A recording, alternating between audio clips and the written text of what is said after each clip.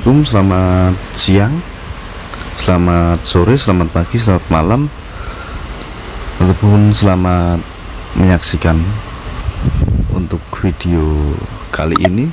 Dulur, kita akan membahas tentang kerajaan ya lur ya. Kalau di Pulau Jawa ini memang banyak untuk kerajaan-kerajaan lama, kerajaan-kerajaan tua. Ada yang sudah timbul, ada yang belum, ada yang sudah dikupas tuntas, ada yang belum dikupas tuntas. Dengan seperti ini lur, saya ingin saya ingin berbagi sedikit pengalaman. Kalaupun ada yang lebih tahu di sini ya, mari kita mengupas ke belakang. Kalaupun di sini saya kurang ataupun saya minta maaf yang sebesar-besarnya.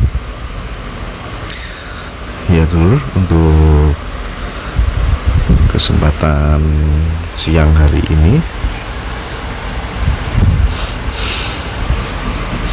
yuk kita mulai lur. Jadi sebagaimana kita tahu, ada banyak kerajaan di Indonesia pada masa lampau. Salah satu yang menarik untuk kita ulas adalah Kerajaan Singosari. Bagaimana sejarah Kerajaan Singosari, bisa memimpin Kerajaan Singosari, dan apa saja benda peninggalannya sampai saat ini ya lur ya. Salah satu kerajaan besar yang pernah ada di Indonesia adalah Kerajaan Singosari. Umumnya setiap kerajaan yang ada di Indonesia memiliki corak dan karakteristik berbeda-beda. Semua disesuaikan dengan zaman dan aliran yang mereka bawa. Begitu pula dengan Kerajaan Singosari.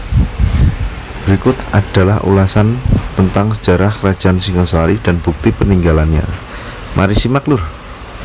Di sini ayo. Jadi sejarah Kerajaan Singosari menyadur dari salah satu buku sejarah yang tulisan Dani Isnaini pada tahun 2019 yang berjudul Kerajaan Hindu-Buddha di Jawa. Kerajaan Singosari berdiri pada 1222 Masehi. Raja Kerajaan Singosari yang pertama bernama Kenaro, yang memiliki gelar Sri Rajas Jasa Batara Amurwabumi. Sebelum menjabat sebagai seorang raja, dulunya Kenaro adalah seorang pengawal Tunggul Ametung yang kala itu menjabat sebagai seorang aku di Tumampel. Singkat cerita, karena haus akan kekuasaan, Kenaro membunuh Tunggul Ametung dan menikahi istri cantiknya yang bernama Kendedes. Jadi Kenaro itu awalnya itu adalah pejabat, salah satu pejabat di situ. Jadi dia itu haus akan kekuasaan. Kalau untuk dijelaskan di sini, dia itu haus akan kekuasaan. Jadi sebenarnya dia awalnya itu anak buahnya Tunggul Ametung. Perjalanan Kenaro dalam memenuhi ambisinya untuk menjadi raja dimulai dengan cara menjalin kerjasama dengan para Brahmana. Jadi mulainya dia itu dengan cara menjalin kerjasama dengan para Brahmana. Dan para Brahmana, hal ini ditempuh oleh Kenaro dapat menaklukkan kerajaan Kediri yang dipimpin oleh Raja Kertajaya. Singkat cerita, Kenaro dan para sekutunya berhasil membuat Raja Kertajaya menyerahkan kekuasaan. Lalu pada masa kepemimpinan Kenaro, ia memutuskan untuk memindahkan pusat kerajaan di Singosari. Sampai saat ini kerajaan Tumapel dikenal dengan Kerajaan Singosari. Sementara kepemimpinan Kenaro sebagai Raja Singosari, beliau selalu mengutamakan dan menjaga kehidupan sosial rakyatnya. Namun setiap raja yang berkuasa kerap kali merubah aturan dan kebijakan yang ada pada kerajaan tersebut. Jadi sebenarnya si Kenaro itu dia seneng bermasyarakat yang baik, Pasca meninggalnya Kenaro, kerajaan Singosari sempat terguncang dan tidak stabil. Konflik terkenal pula pada konflik internal pula pun tak dapat dihindari, sampailah pada sebuah keputusan bahwa Anusapati terpilih menjadi penerus kerajaan Singosari pada masa itu. Jadi habis Kenaro itu tadi Anusapati. Namun yang terjadi justru berbeda dengan semasa kepemimpinan Kenaro. Semasa Anusapati, rakyat benar-benar tidak mendapatkan perhatian yang cukup. Jadi waktu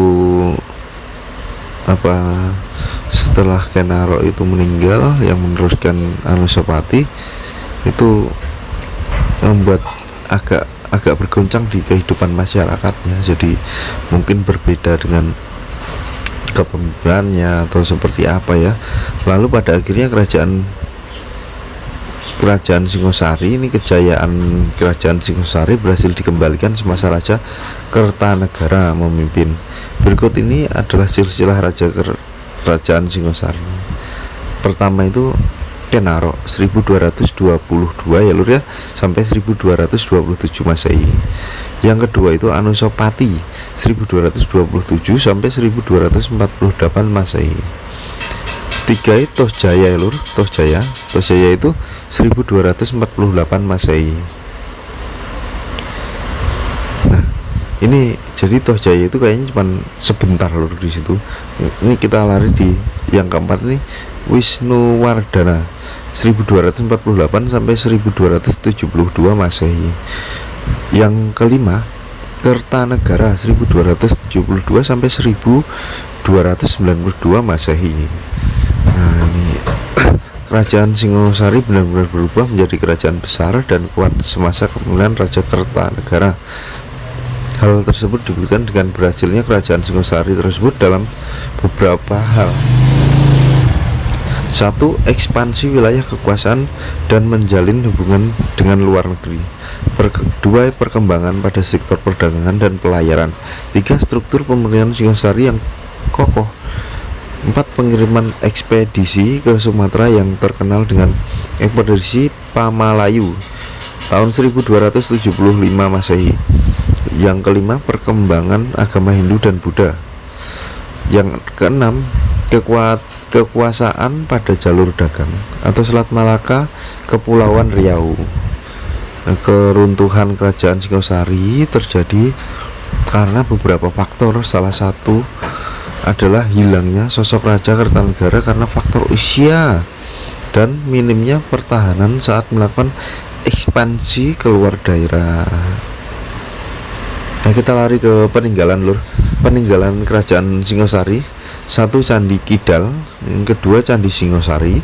Yang ketiga Candi Jago. Yang keempat itu Candi Katang Lumbang. Yang kelima Candi Kanggenan. Yang keenam Prasasti Singosari. Yang ketujuh Prasasti Malurung.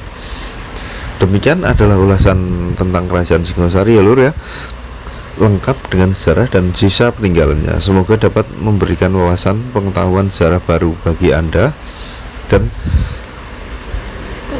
dan tambah belajar bagi saya sendiri. Alhamdulillah ya lur ya, karena kita itu salah satu nenek moyang kita itu ada yang punya kekuasaan besar.